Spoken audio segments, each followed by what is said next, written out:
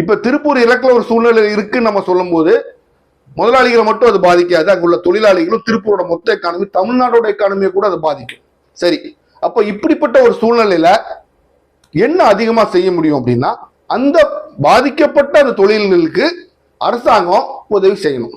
மானியமோ, அவங்களுக்கு இருக்க டாக்ஸ் ரிபேட்டோ, இல்ல அவங்களுக்கு வேற மார்க்கெட்டோ பிடிச்சி அவங்க கொடுக்கணும். இப்போ இந்த அரசாங்கம் நாங்க வேற மார்க்கெட்டை தேடுவோம். என்ன பேசுறீங்க? அமெரிக்கா அளவுக்கு பெரிய மார்க்கெட் உங்களால தேட முடியுமா? முடியாது. ஏன்னா சைனா கூட உங்களுக்கு உறவு கெட்டு போச்சு, முடிஞ்சு போச்சு.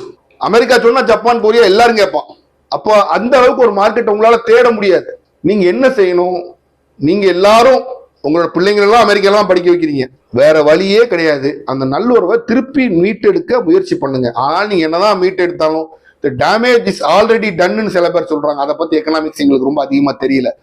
இருந்தாலும் நீங்க எவ்வளவுக்கு எவ்வளவு சீக்கிரமா இந்த டேமேஜை மீட் எடுக்கிறீங்களோ அவ்வளவுக்கு அவ்வளவு திருப்பூருக்கும் பின்னலாடை தொழிலுக்கும் இந்தியாவில் ஒரு சீக்கிரமா விமோசனம் கிடைக்கும்.